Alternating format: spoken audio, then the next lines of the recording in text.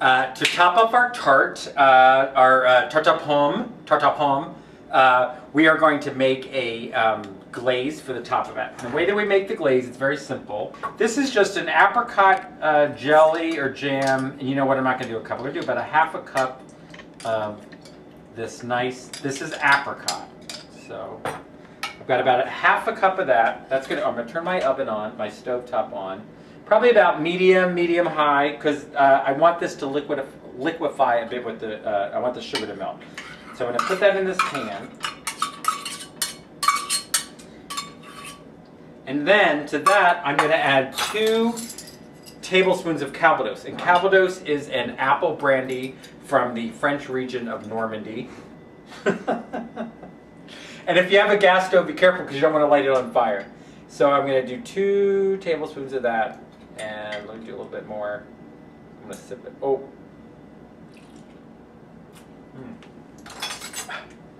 Be good for after dinner. Okay, so, woo!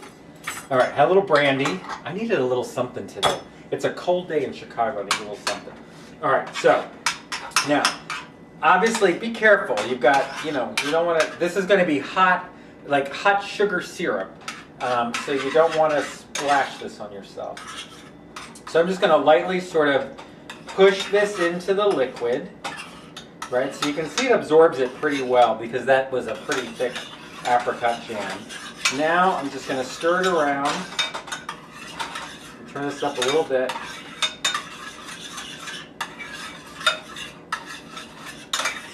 And you can really smell the brandy. Or maybe that's the brandy on my breath. But I can smell the brandy anyway. Yeah, if somebody walked in right now, they'd be like, woo! Whoa! Yikes! Okay. So, and there's little chunks of apricots because I like a natural apricot that is sweetened with sort of the pectin from pears and apples and what else does this have in it? Sweetened with grape juice concentrate, whatever. But it's just not, I don't want it with high fructose corn syrup and other stuff. I want it to taste good. It's not bubbling or anything yet.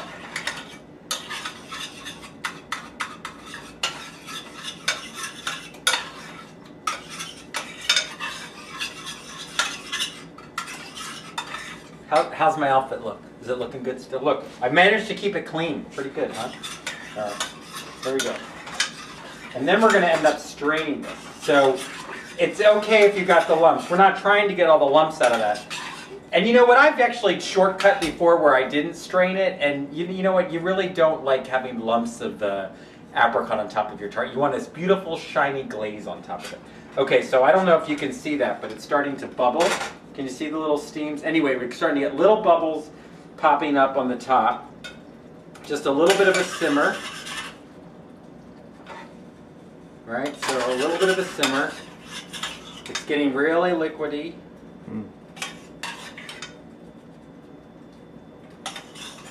Alright. Now, I'm going to strain this. I'm going to keep the oven on because I'm actually, the stovetop, because I'm going to return this to the stove. But for now,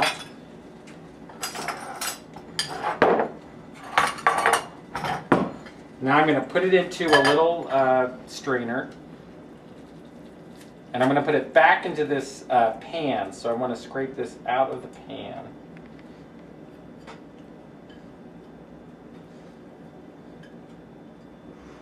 Don't put it, as I get it all over, don't put it back on here yet because that'll burn it. And then just take your spatula. Look at my broke. It's pretty funny, but I love this one. It's nice and hard. You know, because some are too flexible. This one's a very hard spatula that pushes it through. So then you just want to smush all this through.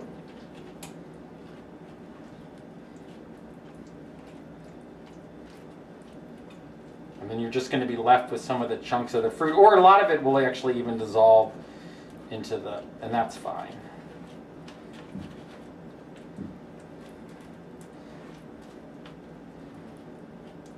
Now, I'm going to make sure I've got all the chunks off of my, use this rag. Don't do that, you should have it in the water, but I don't want to get in front of the camera. And then I'm just going to take this off the bottom.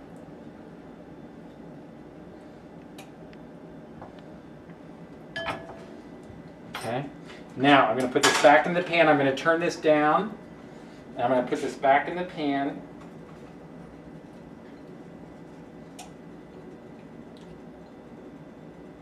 And if it's too thick at this time, you could add a little bit more Calvados if you wanted to. I think that's fine. I'm just going to have this on low. Let me show you what it looks like. So that's what it looks like. Sort of like a little bit of a syrup because you're going to spread this on the apples. So I'm just going to keep this on low until the tart comes out of the oven, and then we're going to go ahead and glaze it. So, I'm talking to you very quietly because the tart is in the oven and we don't want to disturb it. I've got about 2 minutes left, so I'm going to take a look at this. And pull this out a little bit. So you can see the tops of that are getting a little bit black, but that's okay. I put foil on before, but it sticks to it.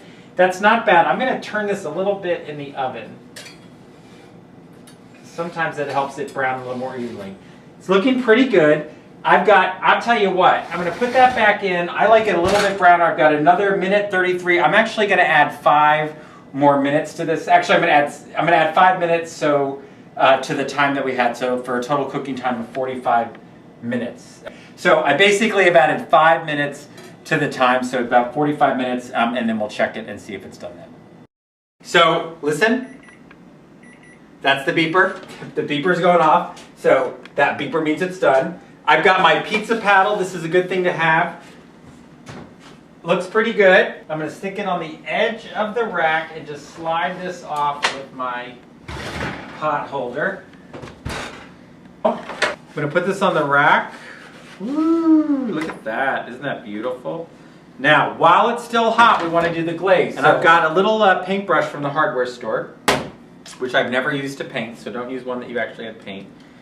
I'm going to put it into my glaze. Now, make sure that you go sort of with the apples, because if you pull it this way, you'll tug the apples off, or you'll misplace them. Separate them, I should say. So now we're just going to glaze this up. And sometimes you'll just have to pat, because if you pull, you're going to pull the apple like that piece. So you want to go very lightly. So actually, you know what I'm going to take? I'm going to put a little bit of in here. Just want to get a little bit more liquidy.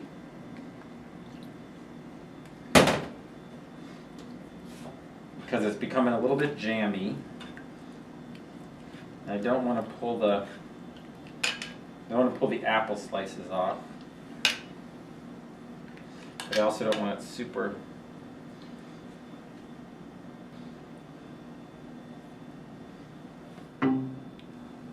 How's that look, cameraman? Does that look good? Okay. There. Okay. So that is our. What did we make again? Tarte aux pommes. Tarte aux pommes. One more time. Tarte aux pommes. All right. So this is beautiful. I see a little bit thick here. A little bit too thick. Again, I'm crazy. You don't have to be this insane, but I do. You know, you spent all this time, but look at that. I mean, are your friends going to believe that you made that? I mean, look at that. That is gorgeous. And you just witnessed me making that. It was not that hard. So we're going to let this cool for about 15 minutes or so, 15, 20 minutes. And then we're going to slice it up, and we're going to pour some delicious wines with this. We'll tell you wines that you should serve with your Tarte aux pommes. Tarte aux pommes. Tarte aux pommes. I need to take French. So let it cool, and we'll be right back. Tarte aux pommes. Tarte aux pommes. So this is cooling, but I want to talk a little bit about the wine while that continues to cool. So when you're having a dessert with a sweet dessert, you sort of want a sweet wine. I mean, you're finishing off your meal and it's going to be sweet. And recommendations for apple desserts are usually a Riesling. So I've got 2 Rieslings here. One of them is a drier Riesling. This one is a little bit sweeter.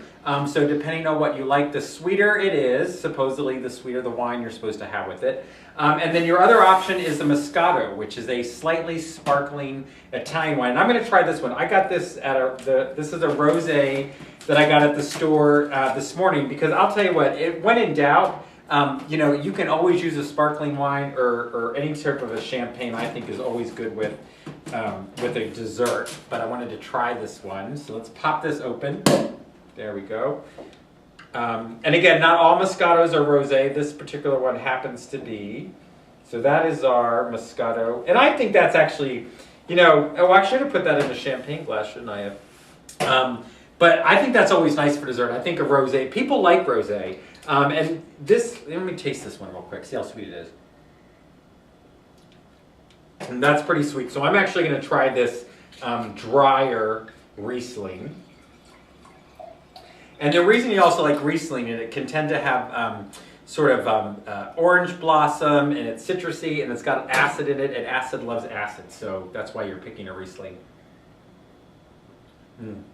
I like the dry. I'm actually someone that would probably do a little bit more dry with the sweet because I like the contrast rather than the sweet. But I want to show you this. This is this an 11-inch round? This is This is an 11-inch Tart pan, and this is your round.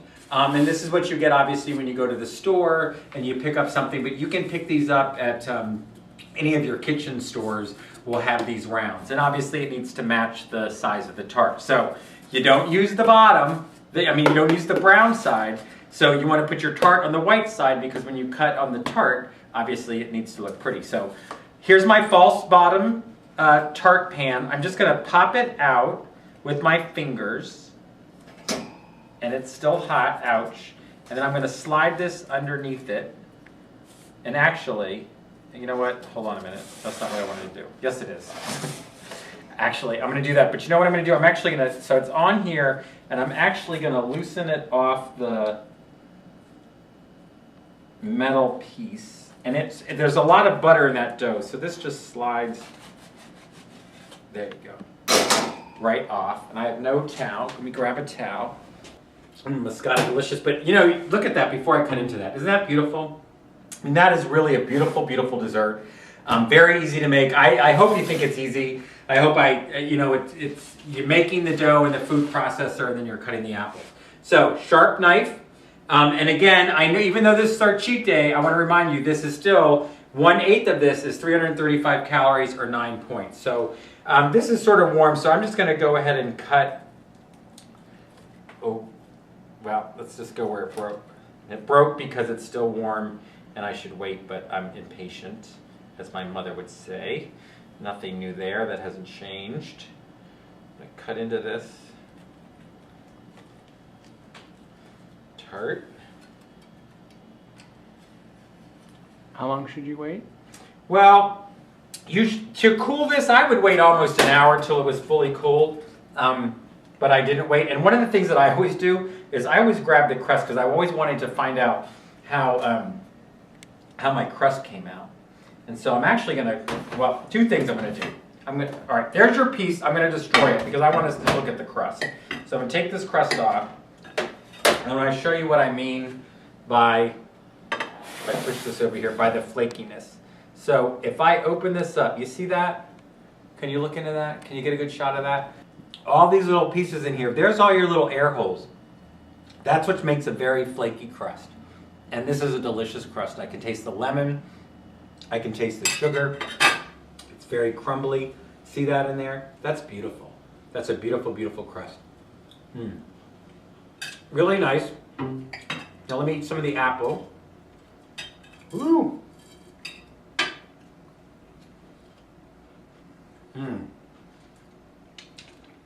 That's really good.